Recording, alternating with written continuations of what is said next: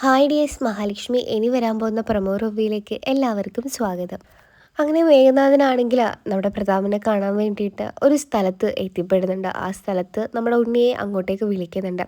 അപ്പോൾ നമ്മുടെ പ്രതാപനാണെങ്കിൽ പറയുന്നുണ്ട്, എന്തായാലും ആ ഉണ്ണിയെ നമ്മുടെ കയ്യിൽ തന്നെ വെച്ചുകൊണ്ടിരിക്കുന്നത് നല്ല കാര്യം തന്നെയാണ്. കാരണം ആ കണ്ണൻ്റെ കൂടെ അവനും കൂടെ ചേർന്നാൽ എല്ലാ കാര്യങ്ങളും തെളിയും. ഞാനാണ് അവൻ്റെ അച്ഛനെ കൊന്നത്, നിൻ്റെ അച്ഛനാണ് എല്ലാ കാര്യങ്ങളും നിൻ്റെ അച്ഛനാണ് നിർദ്ദേശിച്ചു തന്നതെന്നൊക്കെ അവനറിഞ്ഞ അത് വലിയൊരു പ്രശ്നം തന്നെയായി മാറുന്നൊക്കെ ഇങ്ങനെ പ്രതാപനാണെങ്കിൽ മേഘനോട് പറയുന്നുണ്ട്. മേഘനാണെങ്കിൽ ആദ്യമായിട്ടാണ് ഈ കാര്യത്തെക്കുറിച്ച് വാമനിൽ നിന്ന് അറിയപ്പെടുന്നത് തന്നെ. അങ്ങനെ പ്രതാപനാണെങ്കിൽ പറയുന്നുണ്ട്, ഇതൊരിക്കലും ഉണ്ണി അറിയാൻ പാടില്ല. ഉണ്ണി അറിഞ്ഞാൽ അത് വലിയൊരു പ്രശ്നം തന്നെയാണ് ഇതിലുണ്ടാക്കാൻ പോകുന്നത്. ഒരുപക്ഷെ അവൻ എൻ്റെ മകളെ വീട്ടിൽ കൊണ്ടുവന്ന് വിട്ടേക്കുമെന്ന് തോന്നുന്നുണ്ട്. അതുകൊണ്ട് ഈ കാര്യം നീ പുറത്ത് പറയാനും പാടില്ല. പിന്നെ ഞാനും നിൻ്റെ അച്ഛനൊക്കെ ഇത് കുടുങ്ങുന്ന ഒരു കേസും കൂടെയാണ്. അതുകൊണ്ട് ഇതൊരിക്കലും ഉണ്ണി അറിയാൻ പാടില്ല എന്നൊക്കെ പ്രതാപനാണെങ്കിൽ നമ്മുടെ മേഘനാഥനോട് ഇങ്ങനെ പറഞ്ഞു കൊടുക്കുന്നുണ്ട്. ആ സമയത്താണ് ഉണ്ണി അങ്ങോട്ടേക്ക് എത്തുന്നത്. ഉണ്ണി എത്തിയ ഉടൻ തന്നെ ഉണ്ണി ഈ കേട്ട കാര്യം ഇതുതന്നെയായിരുന്നു. തൻ്റെ അച്ഛനെ കൊന്നത് പ്രതാപനാണെന്നുള്ള ആ സത്യം ആരോടും പറയാൻ പാടില്ലെന്ന് മേഘനാഥനെ ഉപദേശിച്ചു വിടുന്ന പ്രതാപനെയാണ് അവിടെ ഉണ്ണി കാണുന്നത് തന്നെ. ഉണ്ണിയാണെങ്കിൽ പൊട്ടിത്തെറിച്ചുകൊണ്ട് ചോദിക്കുന്നുണ്ട്, ഞാൻ ഈ കേട്ടതെല്ലാം സത്യം തന്നെയാണോ? നിങ്ങൾ എന്തുദ്ദേശത്തിലാണ് ഇങ്ങനെയൊക്കെ സംസാരിച്ചത്? ഇത്രയും കാലം നിങ്ങൾ എന്നെ കബളിപ്പിക്കുകയായിരുന്നു അല്ലേ?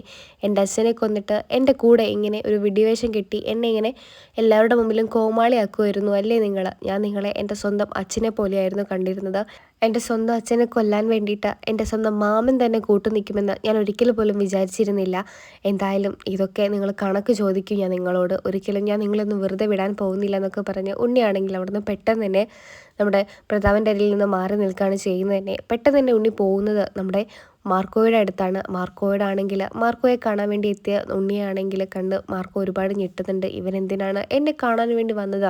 എന്താണ് ഇവൻ സംഭവിക്കുന്നത് ഇവിടെ എന്നുള്ള രീതിയിൽ മാർക്കോ ആണെങ്കിൽ ഉണ്ണി ഇങ്ങനെ നോക്കി നിൽക്കുന്നുണ്ട്. ആ സമയത്താണ് മാർക്കോ ഉണ്ണിയോട് പറയുന്നത്, എന്താണ് നീ ഇവിടെ വന്നതെന്ന് ചോദിക്കുന്നുണ്ട്. അപ്പോൾ ഉണ്ണി പറയുന്നുണ്ട്, എന്നോട് നീ ക്ഷമിക്കണം മാർക്കോ, നീ റെഡിക്കും രക്ഷകൻ തന്നെയാണ് എൻ്റെ ഏട്ടൻ്റെ. ഒരുപാട് കാര്യങ്ങൾ ഞാൻ വൈകിപ്പോയി അറിയാൻ വേണ്ടിയിട്ട്. എന്തായാലും നീ എന്നോട് ക്ഷമിക്കണം, എൻ്റെ ഏട്ടനോട് നീ ഇത് പറയണം. എനിക്ക് എന്തായാലും ക്ഷമ നിങ്ങളെല്ലാവരും തരണം. എന്തായാലും എനിക്ക് നിങ്ങളുടെ കൂടെ നിൽക്കണം എന്നൊക്കെ ഉണ്ണി ഇങ്ങനെ പറയുന്നുണ്ട്. അപ്പോൾ മാർക്കോ ചോദിക്കുന്നുണ്ട്, നീ എന്തൊക്കെയാണ് പറയുന്നത്? നിനക്കെന്താ വെളിവൊക്കെ പോയോ? നിൻ്റെ ബോധമൊക്കെ പോയോ എന്നൊക്കെ ഇങ്ങനെ ഉണ്ണിയോട് ചോദിക്കുന്നുണ്ട്. അപ്പോൾ ഉണ്ണി പറയുന്നുണ്ട്, ചില കാര്യങ്ങൾ അറിയാൻ വേണ്ടിയിട്ട് നമ്മൾ കുറച്ച് താമസിക്കും. എന്തായാലും ഈ സാഗറിനെ പോലും നീ മാറ്റിയെടുത്തില്ലേ? എന്തായാലും എന്നെയും മാറും, ഞാനും മാറും. കാരണം എന്ന് വെച്ചാൽ നിങ്ങളുടെയൊക്കെ കൂടെ നിൽക്കാൻ തന്നെ ഭാഗ്യം ചെയ്ത ആൾക്കാർക്കേ നിങ്ങളുടെ കൂടെയൊക്കെ നിൽക്കാൻ പോലും പറ്റുള്ളൂ. ആ നിങ്ങളുടെ കൂടെ എനിക്ക് നിൽക്കണം. എൻ്റെ സ്വഭാവങ്ങളായിട്ട് മാറ്റി എനിക്ക് എടുക്കണം. ഒരു മനുഷ്യനെ പോലെയെങ്കിലും എനിക്ക് ജീവിക്കണം. ഇത്രയും കാലം മൃഗങ്ങളെ കൂടെയായിരുന്നു ഞാൻ ജീവിച്ചിരുന്നത്. മൃഗങ്ങളെന്ന് പോലും അവരെ ഉപമിക്കാൻ കഴിയില്ല. അപ്പോൾ മാർക്കോ പറയുന്നുണ്ട്, ഇപ്പോൾ ഇത് പെട്ടെന്ന് ഇതെന്ത് പറ്റിയെന്ന് ചോദിക്കുന്നുണ്ട്. അപ്പോൾ നമ്മുടെ ഉണ്ണിയാണെ പറയുന്നുണ്ട്, എല്ലാ കാര്യങ്ങളും ഞാൻ എൻ്റെ ഏട്ടനോട് പറഞ്ഞോളാം എന്നൊക്കെ മാർക്കോയോട് ഇങ്ങനെ ഉണ്ണി പറയുന്നുണ്ട്. അപ്പോൾ കണ്ണനാണെങ്കിൽ അങ്ങോട്ടേക്ക് വന്നിട്ട് എന്താ ഉണ്ണി എന്ന് ചോദിക്കുന്നുണ്ട്. അപ്പോൾ മാർക്കോ പറയുന്നുണ്ട്, അല്ല അവനിപ്പോൾ എന്തൊക്കെയോ പറയണം എന്ന് പറഞ്ഞ് നമ്മുടെ കൂടെ നിൽക്കാനാണ് ഉണ്ണി ഇപ്പോൾ ഇങ്ങോട്ടേക്ക് വന്നതെന്നൊക്കെ മാർക്കോ പറയുമ്പോൾ ഉണ്ണി പറയുന്നുണ്ട്, ഏട്ടൻ എന്നോട് ക്ഷമിക്കണം. ഇത്രയും കാലം ഞാൻ ഏട്ടനെ ഒരുപാട് ദ്രോഹിച്ചു. മഞ്ജുവിനും സാഗറിനൊക്കെ മാറാൻ സാധിച്ചിട്ടുണ്ടെങ്കിൽ എനിക്കും മാറാൻ സാധിക്കും. എന്തായാലും ആ മേഘനാഥിൻ്റെയും പ്രതാപിൻ്റെയൊക്കെ ചതിക്കുഴിയിലായിപ്പോയി ഇത്രയും കാലം ഞാൻ. അപ്പോൾ നമ്മുടെ കണ്ണനാണെങ്കിൽ പറയുന്നുണ്ട്, എന്താ പറ്റിയത് പെട്ടെന്ന് ഇങ്ങനൊരു മാറ്റം എന്നൊക്കെ ചോദിക്കുന്നുണ്ടെങ്കിലും ഉണ്ണി പറയുന്നുണ്ട്, ഏട്ടനോട് എല്ലാം വിശദമായിട്ട് തന്നെ ഞാൻ പറഞ്ഞു തരാം. പക്ഷേങ്കിൽ ഏട്ടൻ എൻ്റെ കൂടെ തന്നെ ഇനി ഉണ്ടാവണം. ഒരിക്കലും നമ്മൾ 3 പേരും പിരിയാൻ പാടില്ല. നമ്മളുടെ എല്ലാവരുടെ അച്ഛൻ ഒന്ന് തന്നെയാണ്. അമ്മമാരെ രണ്ടാണെങ്കിലും നമ്മളൊക്കെ ഒരച്ഛന് പിറന്ന ആൾക്കാർ തന്നെയാണ് എന്നൊക്കെ ഇങ്ങനെ ഉണ്ണി പറയുന്നുണ്ട്. എൻ്റെ സഹോദരങ്ങളെ ഇത്രയും കാലം ഞാൻ വേദനിപ്പിച്ചു ഓരോ ആൾക്കാർക്ക് വേണ്ടിയും പൈസയ്ക്ക് വേണ്ടിയും. ഇനി അതൊന്നും ഉണ്ടാവില്ല എന്നൊക്കെ ഉണ്ണി പറയുന്നുണ്ട്. അപ്പോഴും നമ്മുടെ മഞ്ജുവിനോടാണെങ്കിൽ അങ്ങനെ മഞ്ജുവിനോടാണെങ്കിൽ കണ്ണൻ ചോദിക്കുന്നുണ്ട്, ഇവനത് എന്തു പറ്റി എന്ന് ചോദിക്കുന്നുണ്ട്. അപ്പോൾ നമ്മുടെ മഞ്ജു പറയുന്നുണ്ട്, അറിയില്ല കണ്ണേട്ടാ, പക്ഷേങ്കിൽ എന്തോ ഒരു കാര്യം നടന്നിട്ടുണ്ട്. അല്ലാതെ ഉണ്ണിയേട്ടനെ ഒരിക്കലും നമ്മുടെ മുമ്പിൽ ഇങ്ങനെ തല താഴ്ത്തി നിൽക്കില്ലല്ലോ എന്നുള്ള രീതിയിൽ മഞ്ജു സംസാരിക്കുന്നുണ്ട്.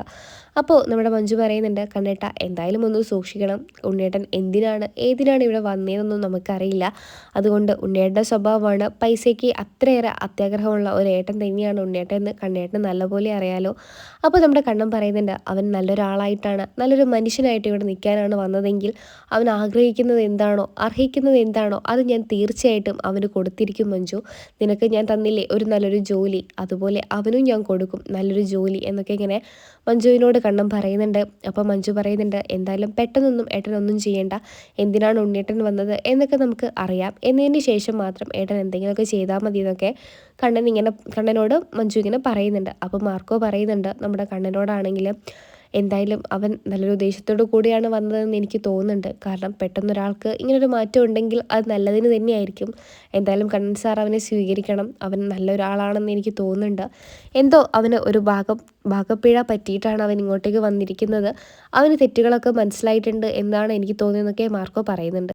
അതിനുശേഷമാണെങ്കിൽ മഹാലക്ഷ്മിയായിട്ട് ഈ ഒരു കാര്യത്തെക്കുറിച്ച് നമ്മുടെ കണ്ണൻ സംസാരിക്കുന്നുണ്ട്. ഇന്നെന്തായാലും ഉണ്ണി എന്നെ കാണാൻ വേണ്ടിയിട്ട് വന്നിരുന്നു, അപ്പോഴാണ് ഈ കാര്യങ്ങളൊക്കെ നടന്നതെന്നൊക്കെ പറഞ്ഞ് വിശദീകരിച്ച് മഹാലക്ഷ്മിക്ക് പറഞ്ഞു കൊടുക്കുന്നുണ്ട്. അവൻ ഒരുപാട് മാറിയിട്ടുണ്ട്, അവൻ്റെ സ്വഭാവങ്ങളിൽ എന്തൊക്കെയൊരു മാറ്റങ്ങൾ എനിക്ക് അനുഭവപ്പെടുന്നുണ്ട്.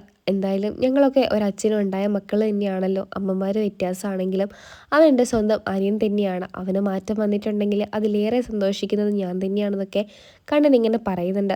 അപ്പം മഹാലക്ഷ്മി പറയുന്നുണ്ട്, കണ്ണേട്ടാ അതൊക്കെ ശരിയാണ്, പക്ഷേങ്കിൽ ഉണ്ണിയെ സൂക്ഷിക്കണം, നമ്മൾ ആരെയും അങ്ങനെ പെട്ടെന്നൊന്നും വിശ്വസിച്ചുകൂടാ എന്നൊക്കെ ഇങ്ങനെ കണ്ണനോട് ഇങ്ങനെ മഹാലക്ഷ്മി പറഞ്ഞു കൊടുക്കുന്നുണ്ട്. അപ്പോൾ കണ്ണൻ പറയുന്നുണ്ട്, എന്തായാലും ഞാൻ എല്ലാ കാര്യങ്ങളും നോക്കിയിട്ടേ ശ്രദ്ധിച്ചേ ചെയ്യുള്ളൂ മഹാലക്ഷ്മി, അത് നിനക്കറിയാലോ. എന്തായാലും അവൻ്റെ സ്വഭാവങ്ങളിൽ എന്തെങ്കിലുമൊക്കെ ഒരു മാറ്റം ഉണ്ടെങ്കിൽ അവന് നല്ലൊരു ജോലി തന്നെ, അവൻ അർഹിക്കുന്നൊരു ജോലി ഞാൻ അവന് കൊടുത്തിരിക്കുന്നൊക്കെ മഹാലക്ഷ്മിയോട് കണ്ണൻ ഇങ്ങനെ പറയുന്നുണ്ട്. അങ്ങനെ കണ്ണനും ഇങ്ങനെ ആലോചിക്കുന്നുണ്ട്, ഉണ്ണിയൊന്നും മാറിയിരുന്നെങ്കിൽ, നല്ലൊരു സ്വഭാവത്തിലായിരുന്നെങ്കിൽ നമ്മുടെ കണ്ണന് ഒരുപാട് സന്തോഷമാവുമായിരുന്നു എന്നൊക്കെ കണ്ണൻ ഇങ്ങനെ സ്വയം ആലോചിക്കുകയാണ് ചെയ്യുന്നത്. അങ്ങനെയാണ് ഈ ഒരു പ്രൊമോ റിവ്യൂ അവസാനിക്കുന്നത്. ഈ ഒരു സീരിയൽ ഇഷ്ടമാണെങ്കിൽ ചാനൽ ഒന്ന് സബ്സ്ക്രൈബ് ചെയ്ത് സപ്പോർട്ട് ചെയ്യണേ.